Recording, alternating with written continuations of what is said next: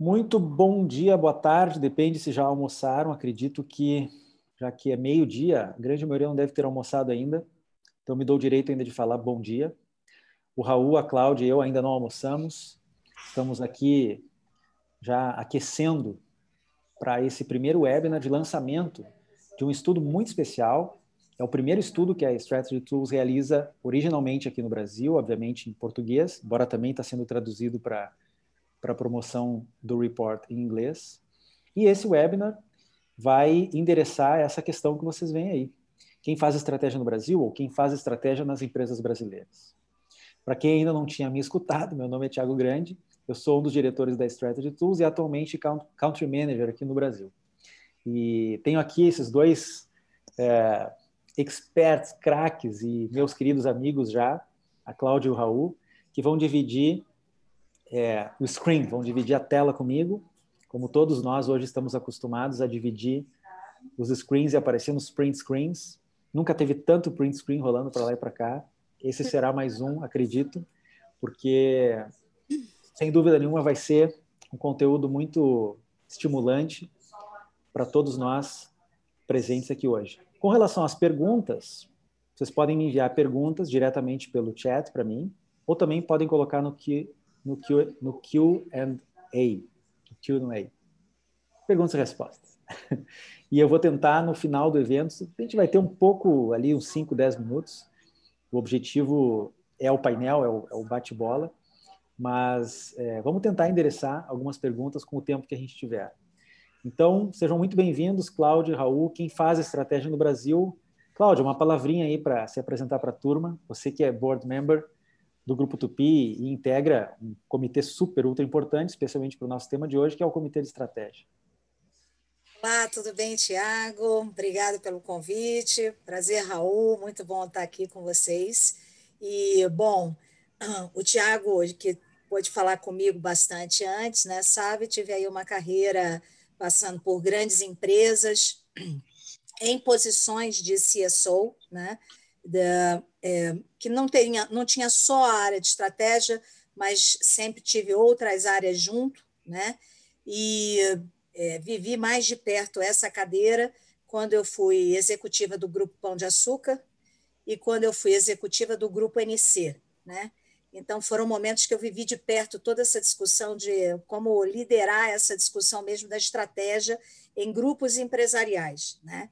Então, foi muito bacana. Mas fui CFO, fui Chief HR Officer, fui Marketing Officer, enfim, fui várias coisas. Fui CEO de FINAC e, atualmente, nos últimos 8 anos, aí, trabalhando como conselheira de administração em momentos de empresas com muitas transformações estratégicas relevantes.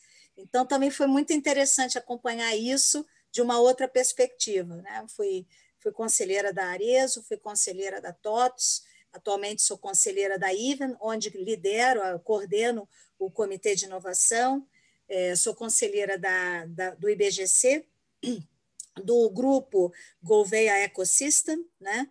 E, como ele falou, o Thiago aí, sou membro do Comitê de Estratégia e Inovação da Tupi S.A., uma empresa global na área de fundição e usinagem, uma empresa centenária, com muitos desafios de transformação do negócio, transformações estratégicas relevantes. Então, estou aqui para somar. Tomara que seja muito bacana aí nossa conversa hoje, Thiago. Prazer. Será. Seja muito bem-vinda. Raul, você chegou a passar por uma cadeira de Strategy Officer, de executivo de estratégia na Volkswagen. Seja muito bem-vindo. Obrigado, Thiago. Obrigado, Cláudia. A Cláudia falando aqui a vida dela e eu arranjando vários touch points onde eu me conectei com a Cláudia. Eu estava tentando amarrar esses pontos, né? Porque parece que a gente é amigo de infância já. E eu já achei, nossa, o GPA, já achei Pão de Açúcar, já achei BZC, trabalhei muito com a Heloísa Bendick. Fiz muita coisa por lá, ajudei na governança para a Volkswagen na época. Bem, gente, vamos lá.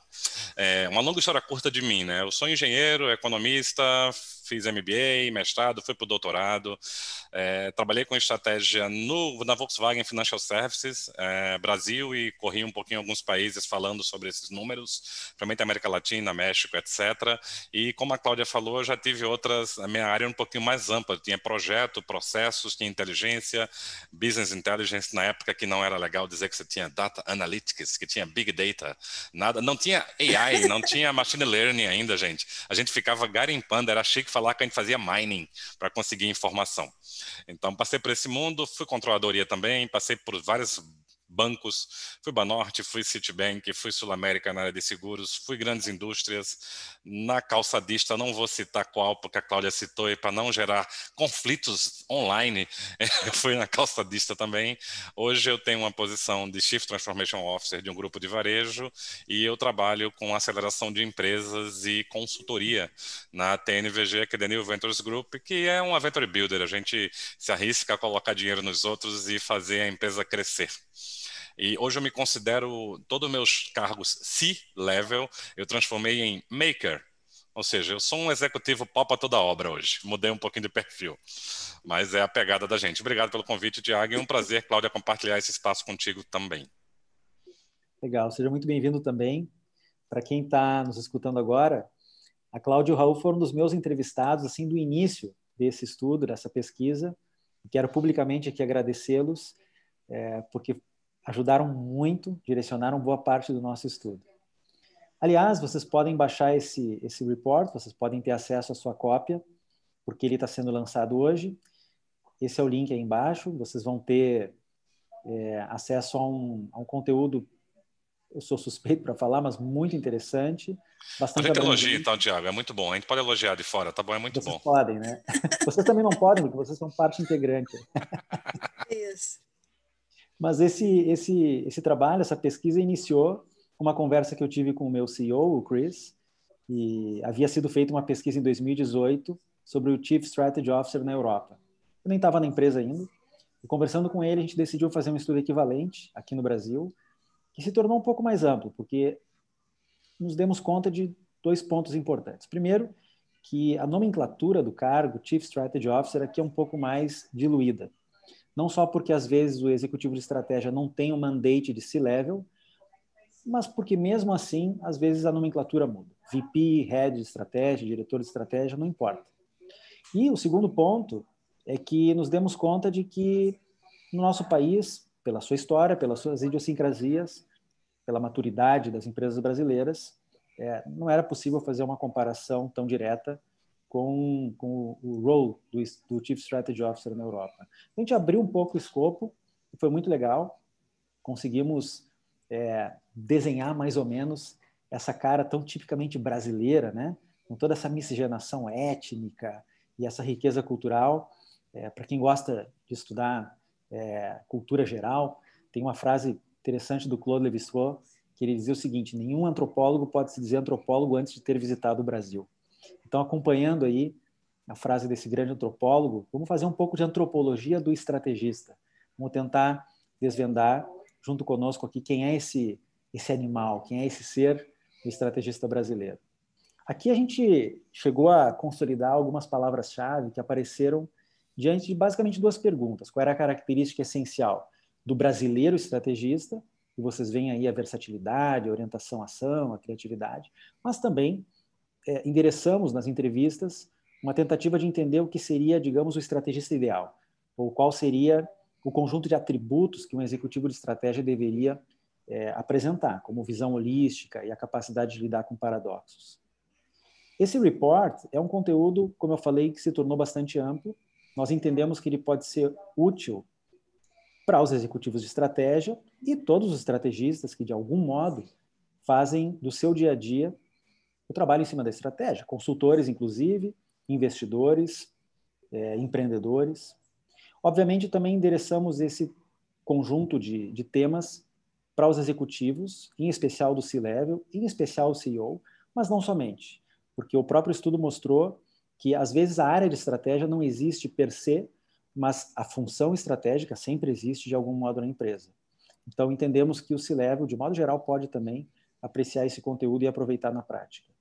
Os board members, e temos aqui tanto a Cláudia como o Raul, que têm experiência de governança corporativa, podem nos falar um pouco mais sobre como o conselho pode fazer uso, e todas as estruturas de governança, como o caso mais específico de um comitê de inovação, um comitê de estratégia.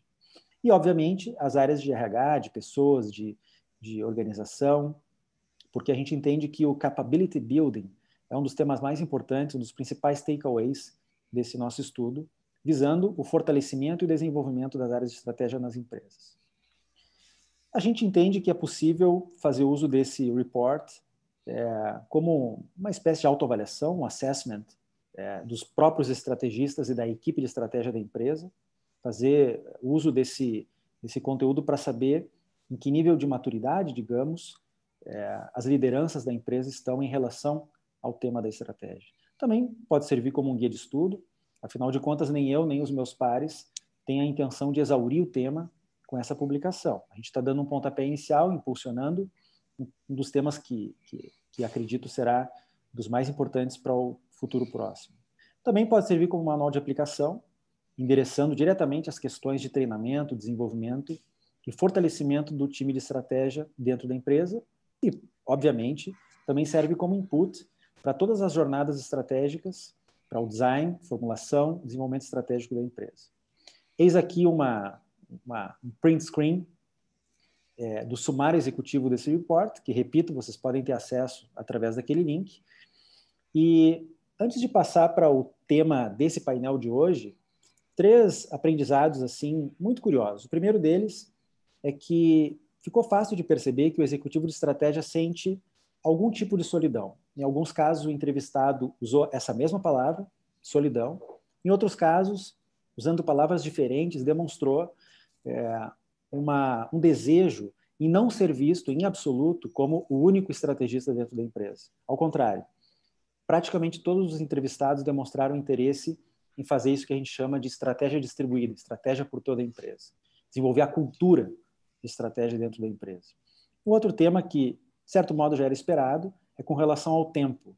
A redução dos ciclos de design, de planejamento, de formulação da estratégia, junto, claro, com o tempo curto que todos nós temos hoje, uma vez que estamos muito mais expostos sem o tempo de commute, né? Sem o tempo de deslocamento, sem os tempos de saída que a gente tinha antes, para praticamente todo mundo, o tempo reduziu. E o que seria talvez o tema mais crítico e interessante para a gente refletir, que é, como lidar com as incertezas. A gente já está bastante acostumado a escutar essa palavra, mas ainda não estamos acostumados a fazer estratégia como inovação. E nós, da Strategy Tools, entendemos que a convergência de estratégia, inovação, design e tecnologia é uma das coisas que devemos presenciar no futuro da estratégia. Para dar um dado interessante, praticamente todos os entrevistados acreditam que, de alguma maneira, a área de estratégia e os estrategistas dentro da empresa devem se fortalecer, devem ganhar relevância, devemos ter investimentos para estruturar áreas de estratégia naquelas empresas que não têm e, quem sabe, para aquelas empresas que já têm uma área de estratégia, ganhando relevância, ganhando um pouco mais de mandate e expandindo o seu escopo de atuação. Quem é o Chief Strategy Officer brasileiro? Quem é o head de estratégia, o diretor de estratégia, o vice-presidente de estratégia? Quem é o líder de estratégia nessas áreas de estratégia que temos evidenciadas nas empresas ou também naquelas empresas em que não há uma área destacada? Quem é o cara que se compromete, que, junto com o CEO, dá a condução à agenda estratégica? Nós vamos fazer aqui uma analogia. Vamos tentar, como antropólogos da estratégia, vamos tentar ver aqui esse estrategista do ponto de vista da sua anatomia, da sua fisiologia, quer dizer, qual é a aparência e qual é o funcionamento dessas áreas de estratégia.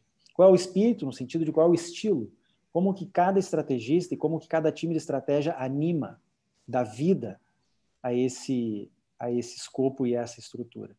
E também algo que surgiu do meio para o final da pesquisa, e por isso nós não temos a parte quantitativa, porque não entrou no survey, é com relação ao habitat, onde vive esse ser, o estrategista brasileiro. Aqui nós temos 3 graus de maturidade da estrutura que foram encontrados. Desde um grau mais simples, onde basicamente a área de estratégia cuida do planejamento estratégico, fazendo alguns estudos de viabilidade e atuando com alguma assessoria interna, mas também encontramos algumas áreas de estratégia com muito mais mandate, com muito mais poder de atuação, eventualmente trabalhando com um escritório de projetos debaixo da sua área, com projetos especiais em geral, mas também há algumas áreas de estratégia fazendo algo muito importante hoje, que é liderar programas de transformação, em alguns casos se dedicando verdadeiramente, não só para o que eu chamo de flertar com o futuro, mas se dedicando realmente para fazer aquilo que o Gary Hamel chama de Future Back Strategy. Raul e Cláudia, que lhes parece esse slide aí? Posso falar? É assim, acho que essa questão da estrutura, a gente tem que falar, para mim, em dois aspectos. Um, que é onde na hierarquia essa caixinha ou essa posição de CSO está ligado. Minha experiência, minha opinião pessoal é que, dependendo do que a empresa esteja passando, faz a diferença essa caixinha, essa posição de CSO estar vinculado diretamente ao CEO. Quando a gente tem um grupo muito grande passando por um desafio relevante de mudança de trajetória de negócio para o futuro, algum processo de disrupção, algum processo forte de ampliação de atuação no mundo global ou regional. Então, eu acho que aí é bastante importante essa cadeira do CSO estar ligada realmente a uma posição de CEO. Mas eu vejo que em algumas organizações você acaba colocando essa caixinha de CSO embaixo de uma outra área funcional, né? Então, por exemplo, eu veria que alguém que está mais para ter esse escopo de atuação da esquerda, só com planejamento, investimento, consultoria interna, digamos assim, uma amplitude de escopo menor. Então, alguém que tenha esse escopo menor provavelmente não se sustenta sendo num primeiro nível da organização. Então, vai estar embaixo de alguma outra função. Vai estar embaixo de um Chief Financial Officer, embaixo de alguém que é RH, CSC e estratégia. Eu já vi esses desenhos. Alguém que está mais para a direita, a gente já vê que tem um escopo de atuação mais amplo. Provavelmente já é um time até maior, não é só o cara mais uma pessoa. É o cara mais um time, às vezes, de 6, 10, 20 pessoas. E aí, isso, para mim, representa já a robustez que a função pega, que a estrutura, então, tem que ganhar dentro da empresa, né? Então, isso é o que eu olho isso aqui e vejo. Anyway, eu acho que, estando ligado a outra pessoa C-level, ou sendo um C-level dentro da organização, isso, desde que faça o tema estratégia avançar dentro da organização, ter relevância, ter espaço, seja nas reuniões de resultado internas, né, da liderança, seja nas reuniões de conselho, tanto faz. E, no final das contas, eu acho que, inevitavelmente, a pessoa faz a cadeira. Então, isso também é uma coisa que a gente não pode desconsiderar. Eu já vi situação de ter posição de CSO embaixo de CFO e o CSO ocupar um espaço gigantesco. E já vi situação do CSO estar como C-level embaixo do CEO e não ter tanto impacto. Então, assim, tem de tudo, né? A pessoa também faz a cadeira. Muito bom. Olha, gente, vou falar de bastidores aqui. Eu e a Cláudia, no início, a gente falou que a gente ia se contrapor nesse ponto. Eu acho que eu não vou contrapor a Cláudia, não, porque eu acho que ela trouxe uma claridade, uma clareza para esse ponto bem interessante. No meu momento de CSO, eu estava de Head de Estratégia, né, Strategy Officer, eu tive muito o lado direito, planejamento, gestão, investimento, consultoria interna com outra pegada, inteligência, portfólio de projetos, e era ligado ao CEO. Então, eu no grupo Volkswagen Financial Services, fui ligado ao CEO e era o reporte de estratégia e execução ligado a ele e participava do que a gente chamava do staff meeting, do steering, né, que toma decisões. Então, a posição do estratégia tem uma coisa bem interessante. A gente educadamente pentelha todo mundo, mas a gente não decide nada sozinho. Então, a gente tem que subsidiar a decisão de todo mundo, seja ela o CFO, seja ela o CEO, a gente tem que dar esse suporte. Concordo na parte de corpo, de função, que tem o peso para estar numa posição direta a um presidente, que dá o suporte, só que eu adorei quando a Cláudia falou que quem faz a posição é a pessoa que está lá. Isso é muito importante, porque assim você cria o que é necessário para isso. Você acaba se metendo em muito mais coisa do negócio e tem aquela pegada de você ter a percepção e o sentimento do que você tem que entregar. Qual é uma coisa que eu trago bem, eu aterrizo bem sobre isso? A área de estratégia não é tamanho nem corpo físico. A área de estratégia é capacidade de agregação de valor ao futuro da empresa. Então, você pode ser você e mais uma pessoa e gerar uma estratégia magnífica, ou você pode ter um time fantástico e não gerar o que tem que gerar. Então, é muito isso na pessoa que está formatando e que entrega vai ter. Na Volkswagen tem um ponto bem interessante que um participante da minha equipe hoje é o head de estratégia da Volkswagen do Brasil, o Christopher Davis, ele cuida da estratégia Sul-América, e o Christopher, ele quando foi para a montadora, ele estava ligado ao chief de RH. E ele fez um trabalho extraordinário como CSO. Então é muito esse posicionamento e como você faz acontecer para que aquilo torne realidade. E você vai se encaixar de acordo com a cultura da empresa. Você só não pode, se você tiver numa empresa que não tem o entendimento da importância de um strategy officer, aí vai ser muito difícil você mudar o mundo e ajudar essa empresa a se desenvolver. Mas hoje eu acredito muito numa estrutura mais parrudinha como está do lado direito. Mas ela tem que ter efetividade na entrega. Se não agregar valor, você pode ter todo o sonho do mundo nas suas mãos, você não vai sair do lugar.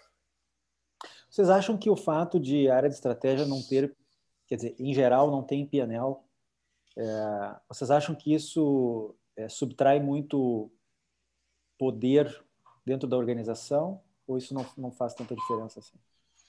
Eu vou inverter agora, eu vou conversar antes da Cláudia para a Cláudia me contradizer.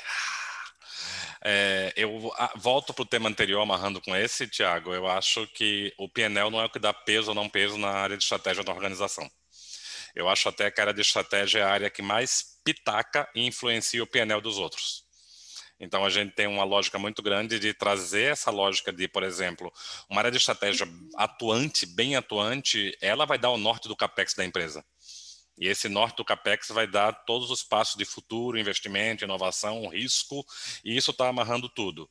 E você não ter PNL, você pode fazer algumas pegadinhas, tá? Tipo, a gente tinha o costume de reservar um valor X e dizer que esse valor tinha que ser utilizado e o retorno que a gente tinha que ter é de X% acima para você ter o gostinho, mas eu acho que não tem esse peso direto a ter ou não PNL, é muito mais a articulação com as outras. Ele é ele tem que ser um ótimo ser de relacionamento e de dados para que isso aconteça. Aí eu passo a bola para a Cláudia agora, ver se a Cláudia concorda ou discorda de mim. Nem concordo nem discordo. Eu acho que assim, na minha cabeça me vieram outras associações pela sua pergunta, Thiago. Quando você pergunta assim, você acha que não ter PNL tira a força? Na verdade, eu tenho uma opinião pessoal, na minha vivência, que todas as áreas mais transversais, áreas meio, elas, dependendo do que é a valorização que o CEO faz daquela área, tudo é um símbolo. Se você não tem um CEO que valoriza a área meio, o que é a área meio? Por exemplo, a área de estratégia, a área de RH, né? Muitas vezes uma área de serviços compartilhados, áreas transversais mesmo, que não necessariamente é uma área de vendas ou uma área de operações industrial. Muitas organizações veem a área de finanças como uma área também, uma área meio, né? Uma área transversal. Só que aí, como tem contas a pagar, a receber, tomar dívida, então isso acaba sendo um lado de ação da área de finanças que é muito visível, né? Então, o que eu vejo assim, todas as áreas transversais, elas sofrem por serem áreas meio. E quando eu digo sofrem no sentido da percepção do seu impacto. O CEO demonstrar em termos de símbolo, o que é um símbolo? Vai ter uma reunião, aquela pessoa vai ter um espaço para falar. Vai ter algum momento em que a gente vai ter uma reunião com as pessoas mais importantes e, simbologicamente, você coloca um grupo lá na frente. Se a pessoa de estratégia estiver lá na frente ou outras pessoas dessas áreas transversais, isso comunica o que para o restante da organização? Essas áreas elas são relevantes. Então, a cultura de uma empresa ela se faz a partir de quê? Atitudes, símbolos, né? Processos, sistemas, e todo mundo está sempre lendo tudo isso, né? Então, eu acho que isso é uma coisa importante para a gente ver. Como que você resolve isso? A meu ver, qualquer área transversal, inclusive a área de estratégia. Você deixando muito claro quais são as contribuições que você traz, ou seja, ter mesmo algum momento que a área fale de tudo que está produzindo, de materiais, de trabalhos, etc. Porque, assim, eu brinco que muita gente fala, mas a área vai virar marqueteira. Gente, o que é marqueteiro? É aquela pessoa que faz do que não, que fala do que não faz. A pessoa falar do que faz não é ser marqueteiro, é simplesmente estar trazendo e demonstrando todos os processos, todos os trabalhos em que a área está ajudando. Então, a gente, eu acho que assim, ponto 1 é a área demonstrar o seu valor, deixando claro quais são as contribuições que ela traz. E o ponto 2 é, na verdade, estando muito conectada, como o Raul falou, muito conectada com as diversas áreas, para capturar aonde a gente, como área de estratégia, está agregando valor. Porque, assim, tudo que não pode ocorrer é assim, sou tão encantado como estrategista por esse reporte, por essa análise, porque eu acho que é relevante, mas ninguém me pediu. Sinceramente, é inócuo. Você vai parecer que está trabalhando para si próprio e não para as outras áreas ou como um contribuidor de um ecossistema. E aí eu acho que assim, a real valorização dessa função de Chief Strategy Officer ela ocorre quando essa pessoa está conectada de entender a serviço de quem ela está, que é a serviço da organização ou de cada uma das áreas da empresa. Legal. Eu vou ler agora porque não é uma pergunta, é uma contribuição de uma das pessoas que está nos assistindo, é o Hugo. Ele disse assim, na minha opinião, as estruturas estão ainda mais enxutas, se tornam robustas pela experiência e entrega de seus profissionais. Pelo que eu entendi, concordando com vocês dois e também como aquilo que o Raul falou, o que importa é a entrega. Por isso, entendo mais na estrutura da esquerda, composta por profissionais mais completos e diferenciados. Uma equipe que pense junto e multidisciplinar. Obrigado pela contribuição, Hugo. Vamos avançar, embora a gente possa voltar depois a falar sobre a estrutura, mas para mostrar aqui alguns dados da parte quantitativa, de longe, no escopo de atuação das áreas, lembrando que isso aqui é uma estatística, então tem diversas exceções, né? Mas, em geral, a exploração de novos modelos de negócio tem sido a preocupação principal das áreas de estratégia e, claro, como sempre, conduzir o planejamento estratégico com este ou outro nome, com a agenda anual, com revisões por quarters ou outra. E a equipe já era também de se esperar, isso é mais ou menos o que foi encontrado na Europa também. Existem, em geral, times, mas são times pequenos. É interessante a gente poder conversar, Cláudio e Raul, sobre um dos assuntos que a gente mais gosta de falar, que são os times distribuídos de estratégia, que pese que pode ser útil termos uma equipe dedicada, mas para além dessa equipe dedicada, não lhes parece que um time distribuído é fundamental também para a gente não só fortalecer a área de estratégia, mas para dar capilaridade para ela dentro da empresa? Eu não tenho dúvida. Eu me lembro, o primeiro, lá no Grupo Pão de Açúcar, que foi o primeiro lugar onde eu tive essa função de CSO, eu tinha embaixo de mim um diretor específico de planejamento estratégico, uma diretora específica de marketing corporativo, um diretor específico de M&A, novos negócios, ou seja, eu tinha times mais indo para aquele, no slide anterior, mais para a direita, né? Mas o que eu vejo que a gente acabava tendo em cada uma das unidades de negócio, onde, por exemplo, cada área, cada unidade de negócio tinha as suas estruturas de marketing ou de operações, a gente acabava tendo pessoas das unidades de negócio que compunham um time ampliado de estratégia. Então, quando a gente marcava dentro dos ciclos, né, anuais, em que a gente ia se preparar para uma discussão um pouco mais robusta de planejamento estratégico, né, a gente chamava toda essa galera, maio, junho, e começava um trabalho de revisão de conceitos, de brainstorming, para gerar, então, uma discussão mais estruturada, completa, com proposições alternativas, com escolhas e sugestões por parte do management team. Naquele momento, eu era parte do management team, e a gente levava isso para as nossas reuniões de conselho. Na época, tanto Diniz quanto Casino participando desse momento de planejamento estratégico no mês de outubro, né? Então, quer dizer, a gente tinha aí 6 meses de trabalho para a gente levar essas alternativas e isso acabar sendo validado em conselho de administração. Então, isso é o que eu acho que é interessante, a gente ter realmente pessoas que são o time core, mas também estão esparramados pela companhia.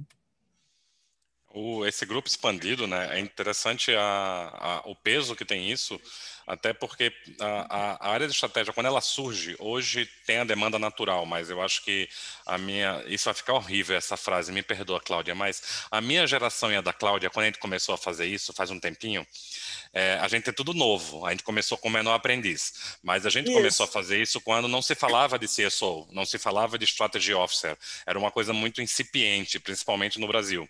Então a gente começou a compor por pedaços a área. Então eu acabei compondo a área, por exemplo, com pessoas de outras áreas que tinham mais interesse em estratégia. Então você trazia a pessoa que tinha mais interesse e começava a compor a sua área até que ela pegava uma musculatura que entregava a demanda que a gente tinha da organização. Quando a gente fala desse time expandido, isso corrobora muito também com uma coisa que a Cláudia falou, que não adianta a gente gerar conteúdo para nós. Gerar conteúdo para o umbigo em estratégia não paga conta, não faz a empresa crescer. A gente tem que ter uma capacidade muito grande de ter percepção das demandas de área, fora a percepção de mercado, que é a obrigação, percepção de cenário, que é a obrigação, mas o que é que a área tem de desafio e como é que, como uma área de estratégia, eu consigo apoiar isso. Então, essa área expandida, ela serve muito como captação também. É uma área que tem que ter uma liberdade muito grande de enriquecer a gente de desafios.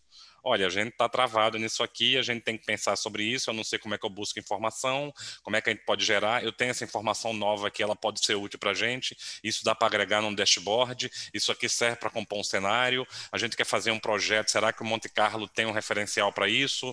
Para a gente fazer o funil de projetos estratégicos, a gente pode colocar mais essa variável, e isso a gente compõe a várias mãos. Então é muito importante isso. Aí eu vou num fechamento com essa lógica minha, que a gente tem que ter as pessoas que naturalmente se interessam por isso, e eu fazia um trabalho muito de meio de campo para que a área começasse a enxergar essas pessoas como estratégia expandida, para que elas realmente virassem um canal de comunicação, porque às vezes a pessoa só era empolgada e quem estava acima dela estava ignorando a existência do interesse dela naquilo. Então era interessante você trabalhar e dizer, tu tem uma pessoa na tua área que consegue ter uma visão um pouquinho diferente do mundo e consegue trazer uma riqueza para a área de estratégia, que é para a corporação como um todo, que se você puder dar mais um espaço para ela fazer isso, seria bem legal. E pouco a pouco a gente vai catequizando a empresa e as áreas ficam... A gente fala sempre de cascatear a estratégia, né? E então, cara, cascatear a estratégia é que as pessoas consigam olhar como estratégia a organização. Só que para esse cascateamento eu tenho que ter pessoas na ponta, senão isso não vira realidade. Eu não vou agregar valor para colocar no relatório anual. Cara, book de gaveta, pelo amor de Deus, se você tiver na área de estratégia para fazer o book de gaveta, que só vai ser visto no ano seguinte, muda de área. Pelo amor de Deus, não faz isso. Legal, está dado o recado. Passando da anatomia para a fisiologia, ou da estrutura para a atuação, a gente já tangenciou algum desses pontos, mas aí, de novo, da esquerda para a direita, da aparência mais simples, ou do funcionamento mais simples para o mais complexo e influente, nós vemos uma coisa muito interessante, aí eu vou aproveitar muito a experiência de vocês com governança corporativa, porque a gente vê que alguns heads de estratégia já têm avançado no trabalho de ir um pouco além ou muito além de um staff do CEO. No caso do meio, fica evidente uma contribuição junto ao CEO na sua comunicação com todo o C-level, mas também de alguma maneira com o board. E no caso mais complexo, à direita, a gente vê a área de estratégia, inclusive fazendo uso desses times distribuídos, atuando de um modo bastante mais amplo. O que isso parece para vocês, de acordo com a experiência que vocês têm? Começa, Raul, agora. Então, vou puxar. Eu acho que a gente fala hoje, é muito legal falar em design, falar em lógica, a gente fala muito de empatia, empatizar, esse negócio, etc. E eu falo que o CSO, ele tem um trabalho gigante de empatizar com quase tudo que é executivo. Por quê? Porque a gente só gera conteúdo, só gera interação, se a gente se coloca no lugar do outro e imagina para que ele vai usar aquela informação. Lógico, a gente pergunta, né? A gente interage para descobrir. Mas, por exemplo, a maneira com que eu comunico a estratégia para o board é de um jeito, a maneira que eu comunico para o CEO é de um jeito, a maneira que eu comunico para todo o C-level é de um jeito, o conteúdo é o mesmo. Talvez eu mude um pouquinho a forma para ter uma abrangência e uma maneira diferente de levar a informação. Mas ele acaba sendo uma área que gera informação de prévia e muita de tomada de decisão para isso. Então, eu entendo hoje que ele vai permear de ponta a ponta, isso aí. Cada um com sua habilidade, às vezes usando um canal diferente, às vezes através do CEO, ou às vezes diretamente com um acompanhamento de. Mas eu vejo hoje como muito importante hoje você conseguir fluir em todas as camadas e fluir com uma capacidade muito grande de transformar a informação em tomada de decisão. E eu concordo com o Raul está falando. Se eu pudesse acrescentar algo, que eu diria é o seguinte: não é só a questão do como você leva a mensagem, mas também o recorte do que você mostra. Quando a gente, às vezes, tem a atuação do CSO para conversar com o C-suite ou conversar com os diversos times de gestão dentro da empresa, o tipo de recorte, da maneira como as informações estratégicas são apresentadas, eu diria que elas têm que abarcar um grau de uma granularidade maior. Elas têm que estar, assim, eu diria, mais detalhadas, mais entrando mesmo nos detalhes. Por quê? Porque a pessoa mais de dentro da organização, ela espera ver algo com que ela se identifica e também que ela pode aprender para dali começar o seu trabalho.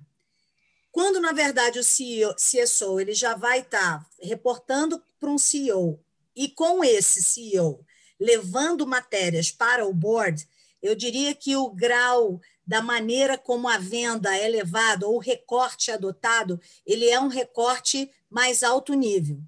Se vocês me perguntarem, você sabe qual é a minha vivência quando eu era executiva e comecei a interagir com conselhos, levando matérias, que foi justamente quando eu estava lá em 2008, 2009, na minha carreira como C-level lá no GPA, foi quando eu comecei a interagir, né? E para mim era muito surpreendente, porque eu me lembro que eu queria montar materiais com um grau de profundidade, e aí eu fiz isso na primeira reunião, e você olhava para a cara dos conselheiros, todo mundo olhando, como que dizendo, do que ela está falando? Isso talvez seja assim a coisa mais, eu não sei se frustrante é a palavra, mas mais delicada, porque um conselho ele não está diariamente dentro da empresa. Ele vê aqueles materiais, e mesmo assim, bons conselheiros que estudam, conhecem a empresa, não necessariamente ao primeiro ano, estão em mandatos há mais tempo, né, conectados com a organização. Então, assim, as pessoas, mesmo tendo já essa oportunidade de conhecimento, mas o fato do board não estar diariamente dentro da empresa faz com que, assim, eles não consigam capturar todo o detalhe do que um CSO, às vezes, quer levar.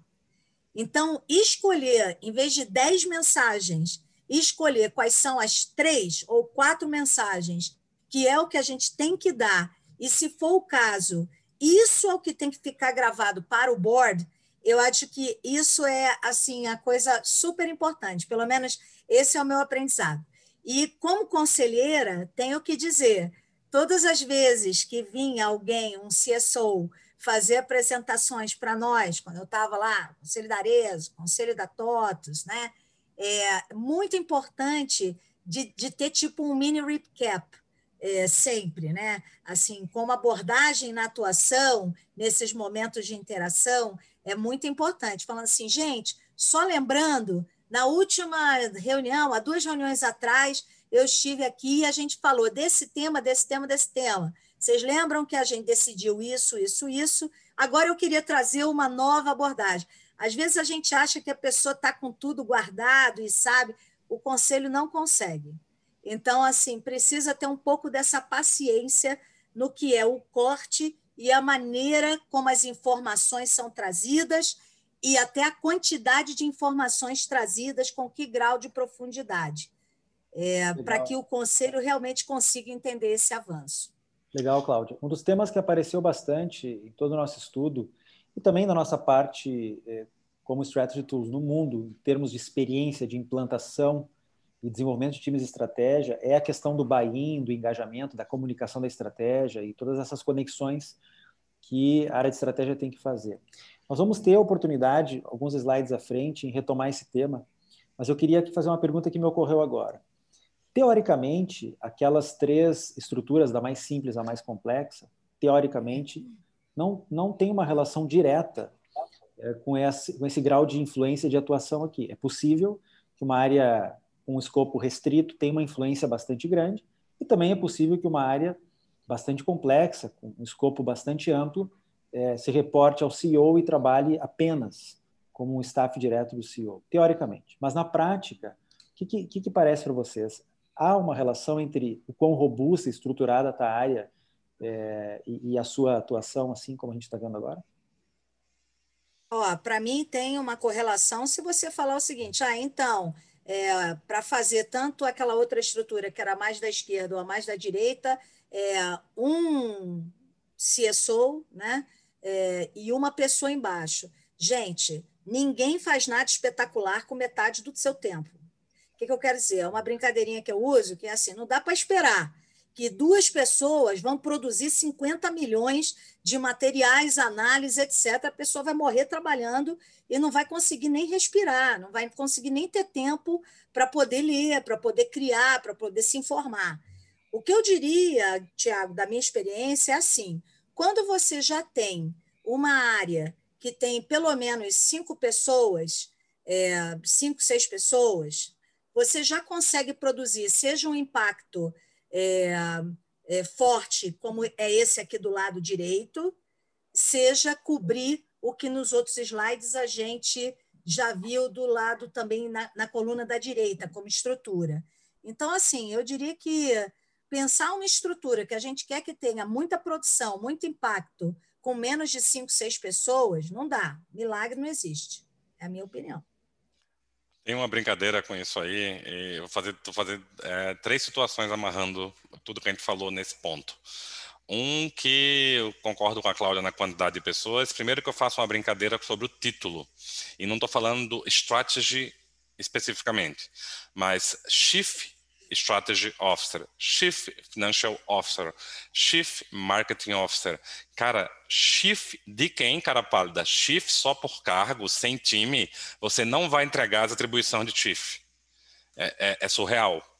E às vezes o cargo é uma premiação, né? Tá? Eu falo, cara, você tem que, para ser Chief, você tem que ter uma coisa que você consiga entregar as funções de Chief. E só que aí, quando você, como Chief, se posicione como tal, e impacte e gere valor e leve conteúdo.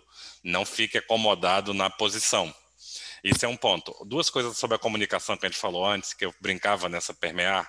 Uma coisa que a gente fazia, eu fazia com o meu time, aí, nossa, que as pessoas não sigam esse exemplo, mas era legal fazer essa crueldade. Sempre que eles montavam qualquer apresentação para o board ou para o CEO, eles traziam para mim, eu pegava a apresentação na minha mesa, virava a apresentação e devolvia para eles. Se vocês fossem vocês aceitariam esse material?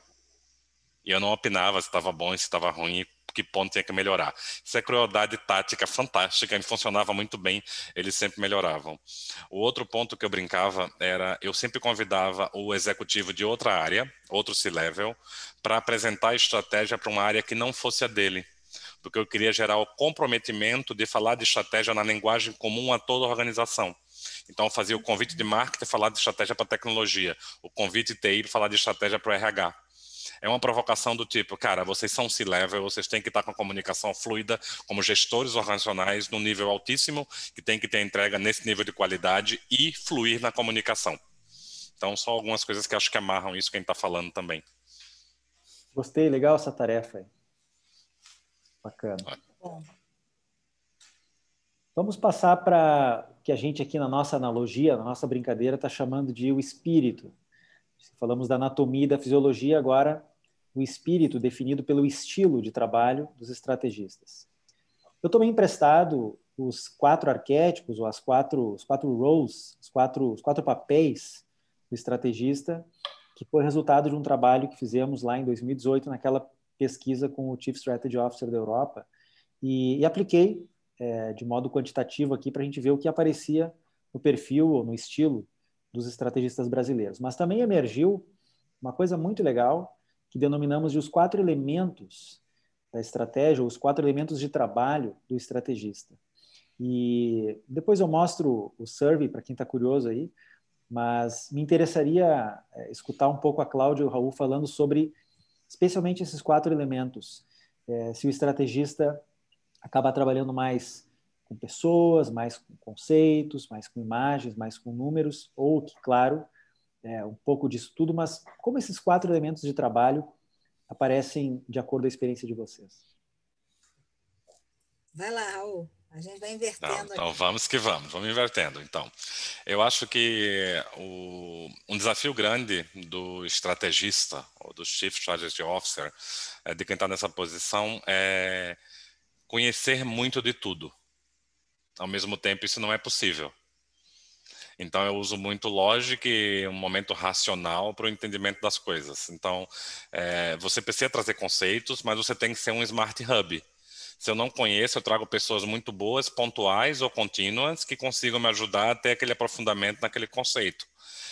Eu preciso conhecer de números, aí não tem escapatória. Eu tenho que ser um cara que consegue olhar os números da empresa de cabo a rabo e entender muito bem aqueles números e saber o impacto de cada um deles e traduzir aquilo. Tipo, colocar um gráfico de bridge na apresentação é muito legal, desde que você entenda porque inverteu a posição da barra, ela está apontando para baixo, qual a consequência daquilo no resultado da empresa. Lidar com pessoas é o mais complexo e o mais importante de todos. O estrategista vive de relacionamento e de bons contatos. E você tem bons contatos na empresa, Raul? Exato. Você tem que manter uma relação muito boa para que as pessoas tenham liberdade de trocar com você, desde sonhos a uma execução tangível do que elas querem fazer, e você consegue ser a pessoa que aterriza. Hoje em dia, eu não brincava com isso na Vox porque não existia esse conceito, mas eu falo que minha função de estrategista muito hoje é fazer download da nuvem, cara. Você vem com todas as ideias na nuvem, eu escolho as legais que estão lá, é como se fosse meu funil de projeto e faço download. O que eu conseguir fazer download de maneira coerente, eu monto um CAPEX. E eu consigo executar isso. Então, acho que tem muito esse mundo de equilíbrio aí. E sempre pensando que você está sempre em construção, que você só sei que nada sei, e traga pessoas com muita competência para enriquecer conteúdo. Não existe meio termo para quem está fazendo estratégia, mas também não existe entre 50% de informação e 0 de informação, corre com 50%, aumenta teu risco e faz. Não dá para deixar de fazer porque você não tem 100% de informação, muito menos hoje no mundo Big Data. Concordo totalmente com o Raul, né? Agora, qual é a minha ótica, né? Feliz de um CEO que tem no time um CSO que consiga ser esse Big Systems Thinker. Porque a verdade é assim, a gente espera que o CEO seja alguém que personifique a responsabilidade pelo futuro da organização, longevidade, estratégia e etc. Mas a real, hoje, principalmente nesse momento de incerteza para o futuro, e margens tão apertadas, tanta concorrência, o CEO hoje ele está sendo chamado a entregar o resultado do mês a mês e do ano, do tri a tri. A pressão em cima do CEO é gigante para ele ser, como diz o próprio nome, eu sei disso, Chief Executive, ou seja, executa aí, cara, né, ou moça. Né? No entanto, o que eu vejo é assim, faz muita diferença para uma organização quando a gente consegue ter um CSO nessa organização que ocupa esse papel de pensador amplo, né? Que é o Big Systems Thinker. A pessoa que consegue entender os conceitos, consegue capturar o que é a minha cadeia de valor, aonde eu estou, a visão do futuro, consegue ter esse lado intuitivo, criativo para o futuro, né? Então, eu diria que, assim, ter a bordo um CSO que tenha essa capacidade de Big Systems Thinker faz toda a diferença. E, obviamente, principalmente se for alguém que tem isso e consiga influenciar. Mas, a meu ver, muitas vezes as pessoas do ambiente corporativo não conseguem perceber que aquilo dali é um valor agregado. O conselho consegue perceber, mas as pessoas no dia a dia da organização, elas valorizam o CSO pela capacidade dele de analyst e scout, ou seja, a capacidade que ele tem de trazer uma análise matemática de dados que, cara, não tinha visto. Aí o pessoal fala, uau, esse CSO é demais, né? Esse time de estratégia é demais. Olha que análise bacana, conectando o que eu não tinha visto ou conectado anteriormente.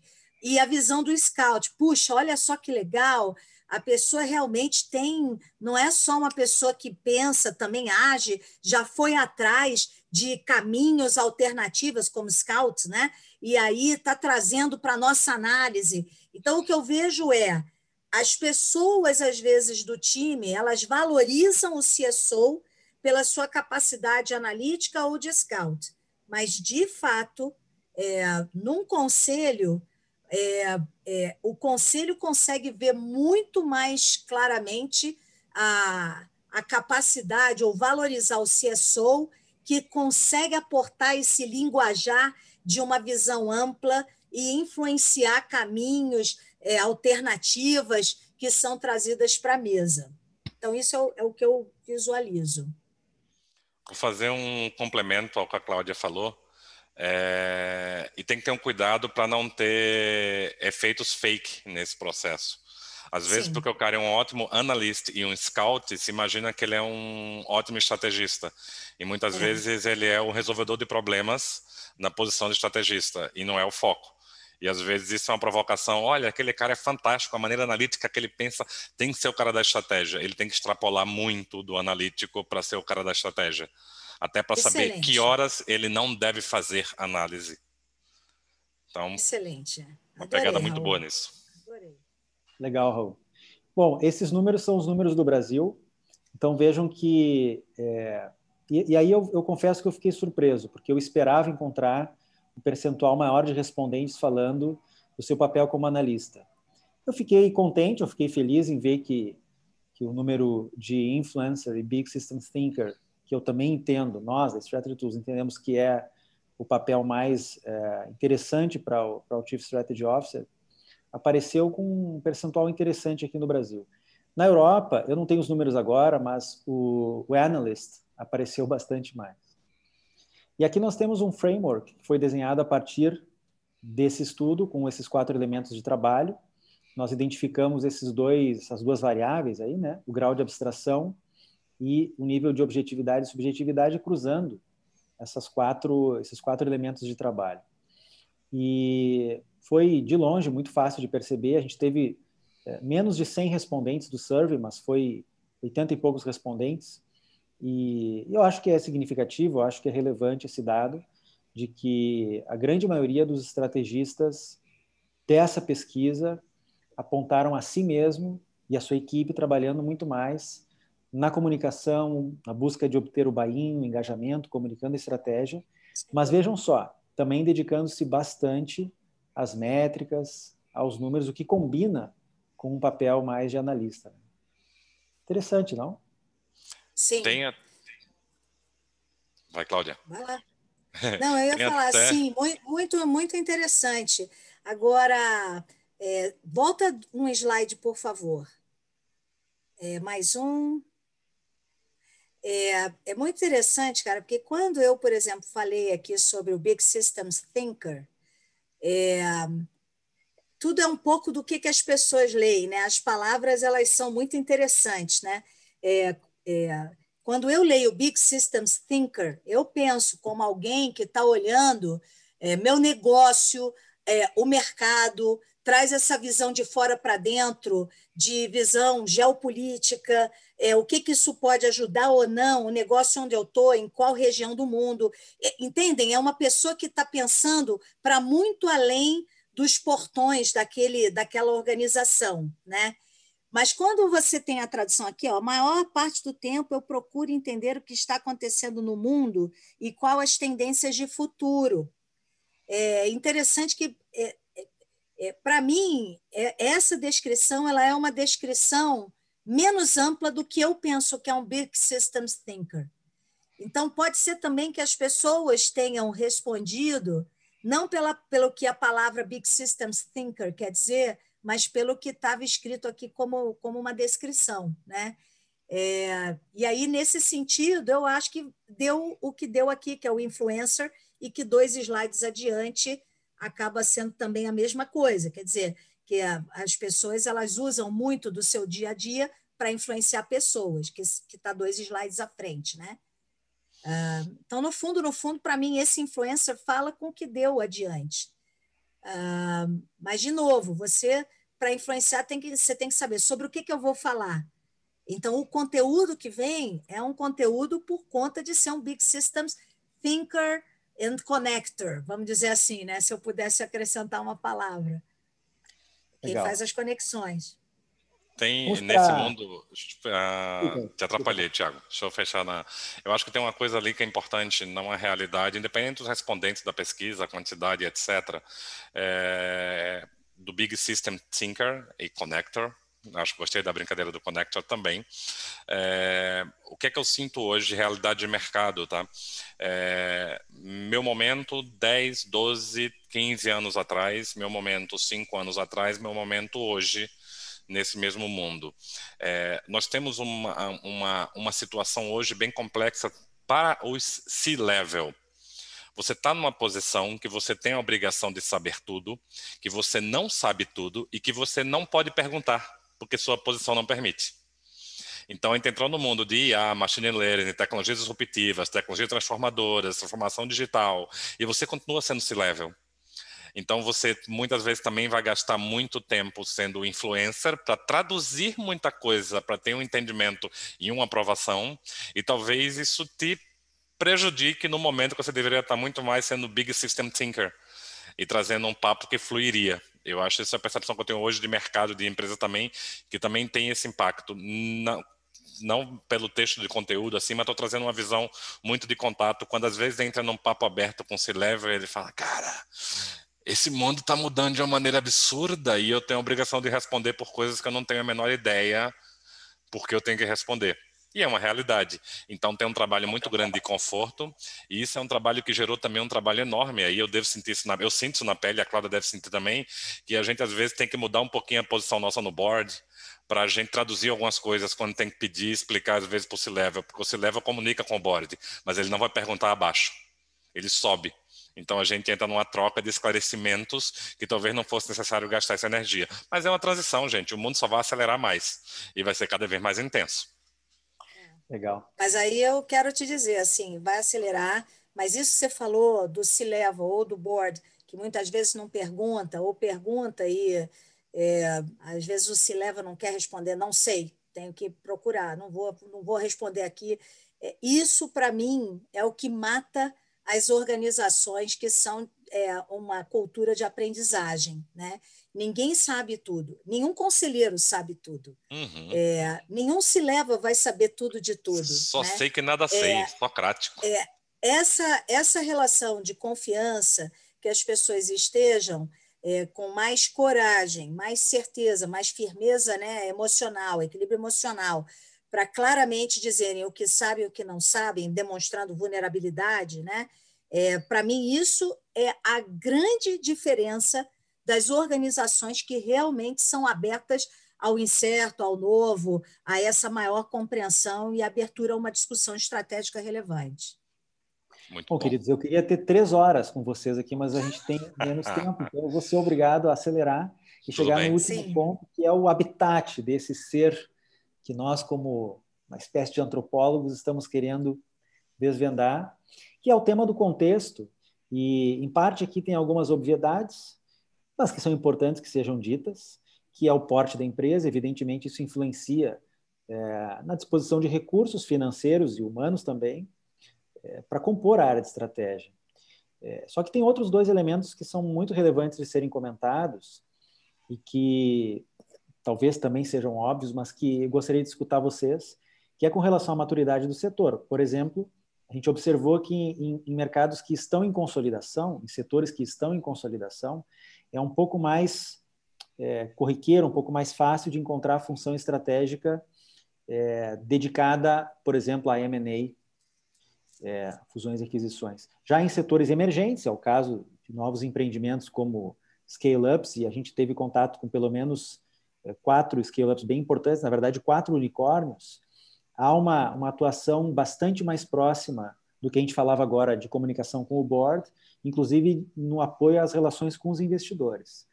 E, claro, a orientação dada pelo CEO, porque, por exemplo, para que uma área de estratégia tenha um mandate para liderar um programa de transformação, há que ter, antes de mais nada, um CEO ocupando-se de um processo de transformação na empresa.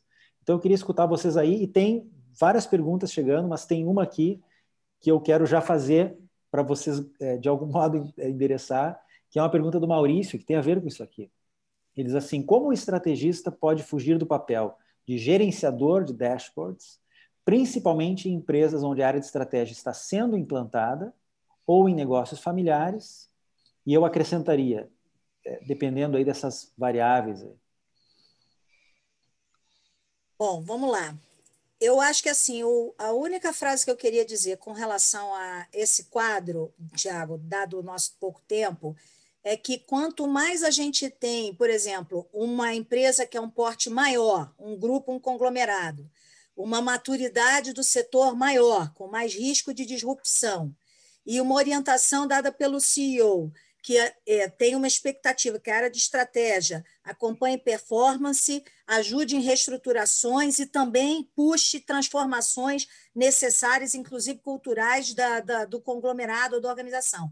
Quanto mais tudo isso tem que estar presente, maior robustez, senioridade tem que ter o CSO sendo buscado. Numa organização onde o CEO cobra menos, a maturidade do setor assim, não é um issue, não é um setor disruptado e é uma empresa menor, uma startup, ou está crescendo, só tem um produto, é claro que a gente pode ter um CSO menos sênior, né? Então, eu acho que isso é muito importante a gente observar, porque as pessoas, às vezes, elas falam assim, não, eu tenho tudo, é gigante o meu conglomerado, setor que está sendo disruptado, eu quero que o CSO, o CEO pede que faça isso, isso, isso, mas eu quero contratar um cara que é nível gerente. Desculpa, gente, não vai entregar. É muita demanda para alguma coisa que não é crível, não vai ocorrer. Então, isso eu acho que ter essa análise ela é muito relevante para chegar enfim, tá tratando e escolhendo a pessoa certa para ajudar na jornada de estratégia, né? Ou na jornada de discussão estratégica e implementação. E aí, respondendo a pergunta do Maurício, obrigada aí, Maurício, como eu falei, é uma jornada a estratégia, a implantação da estratégia.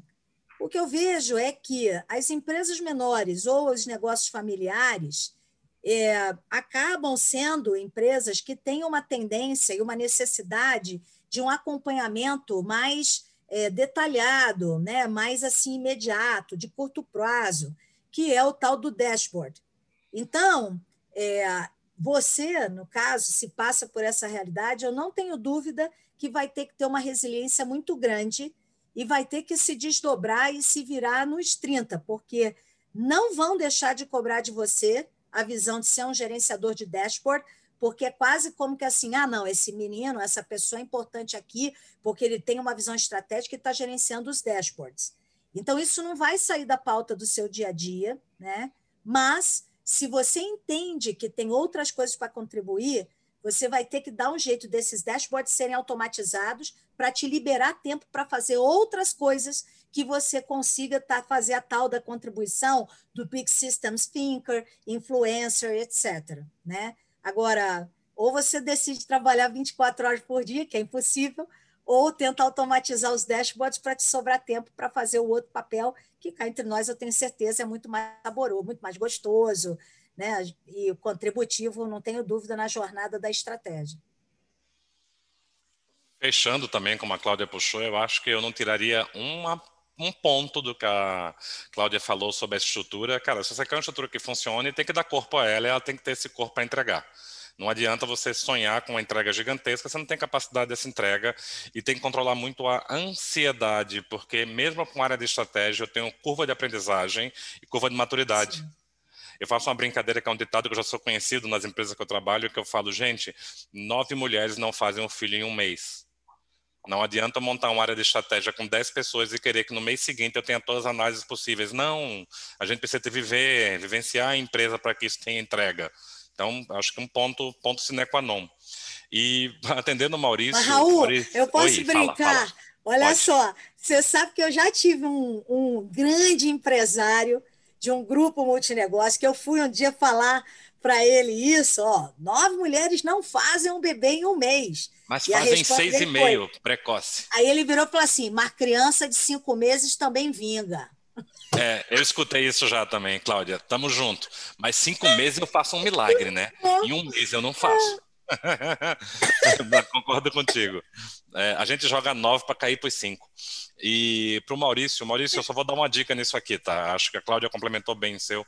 Cara, dica técnica. Padroniza dashboard no número X de dados e KPIs e faz a gestão acontecer em cima daquilo. E depois você gera coisa nova. Cara, se você virar fábrica de indicador, primeiro, pessoas com indicadores em excesso não tomam decisões assertivas e você não vai parar de gerenciar dashboard, você vai virar o cara do BI e não o cara da estratégia. Então, assim, padroniza e fala, com isso aqui vocês tomam decisão. E agora eu vou trabalhar em cima da estratégia para enriquecer de acordo com o conteúdo que venha de demandas estratégicas. Aí sim você enriquece.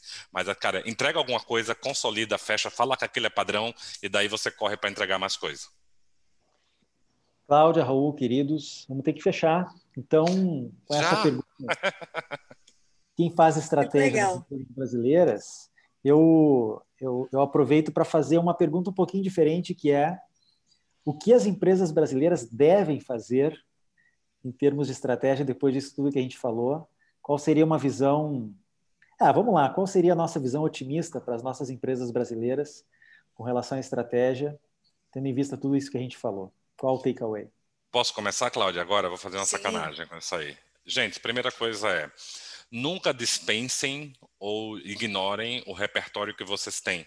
Vivência para ser uma mente de estratégia de negócio é fundamental, mas tragam tecnicidade para o negócio de vocês em relação a análise, cenários, mergulhem no mundo que vocês vivem, principalmente em ambientes como o nosso. Tudo bem que a pandemia conseguiu chacoalhar o mundo todo, a gente veio um pouco para o mundo assim, estou mais legal com outras empresas que estão bagunçadas também, mas assim, tragam o repertório de vocês, mas tragam tecnicidade para isso.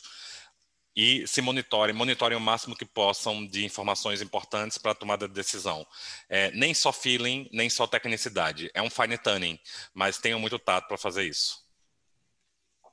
Se eu pudesse dar uma sugestão, adorei a do Raul, é assim, muitas vezes eu vejo as empresas querendo fazer o ótimo, não fazerem o bom e não começarem. Eu não tenho dúvida da importância de ter alguém que lidere a função estratégia ou o tema estratégia dentro de uma organização.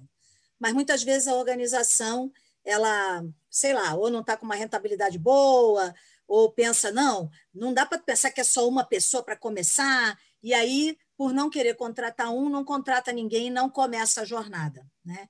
Então, a minha sugestão é a seguinte, comece, traga a bordo alguém que vá ser o dono do tema estratégia.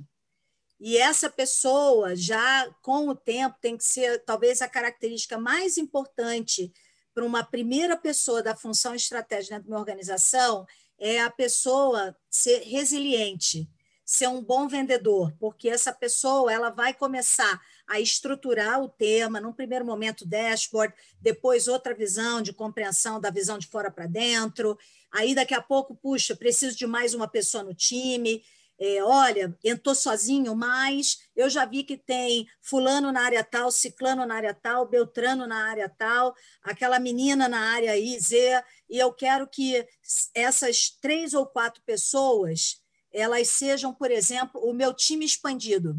E aí essas pessoas a serem identificadas para usarem, por exemplo, 20% do seu tempo dedicado para essa pessoa, de estratégia que foi contratada.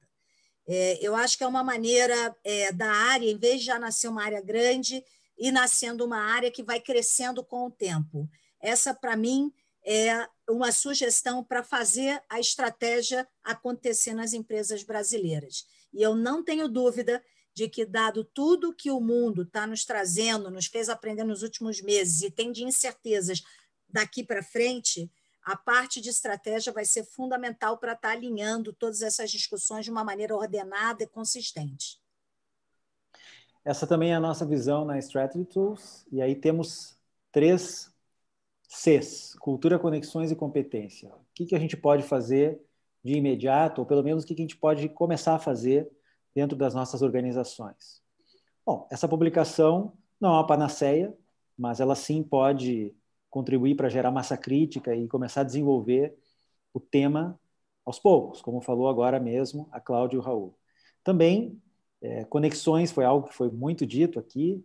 Nós temos, hoje em dia, falado de Strategic Networks, que são times expandidos e que extrapolam, inclusive, as fronteiras da organização. A gente tem ajudado algumas empresas a criar Strategic Networks. São times distribuídos dentro da empresa, mas que também fazem uso de conexões com profissionais de fora. E a gente, como uma plataforma para o estrategista, a gente pode ajudar no desenvolvimento dessa comunidade e desse network refinado, sofisticado. E competência, capability, capacitação, treinamento, desenvolvimento, fortalecimento, ganhar musculatura estratégica. Ninguém está impedido de fazer algo, de dar o primeiro passo e, bom, estamos disponíveis para ajudar. A Strategy Tools nasceu a partir dessa pergunta: como é que a gente pode disruptar e reinventar a própria disciplina de estratégia? A gente está totalmente à disposição. Entrem em contato direto comigo se quiserem, por este e-mail institucional, ou mesmo se quiserem direto no meu e-mail, que é thiago, sem h, @strategytools.io. Cláudia, Raul, como posso agradecer? Talvez dizendo que Poxa, foi muito ficou legal. um gostinho de mais uma hora de discussão, não Foi só da muito minha bom. parte, com certeza de todos, porque um monte de pergunta ali que eu, de modo pouco educado, vou ter que deixar de lado e responder talvez por e-mail. A gente vai trocando uns e-mails aí. Muito bom. Muito Obrigado pelo bem. convite, Thiago. Muito bom participar. Um grande Gostei. abraço. Obrigada. Um Um grande abraço, abraço. gente. Tchau para todos. Tchau, Fiquem bem. querido. Tchau, Raul. Prazer. Um Tchau, tchau. abração a Prazer, todos. Cláudia. Tchau. Tchau.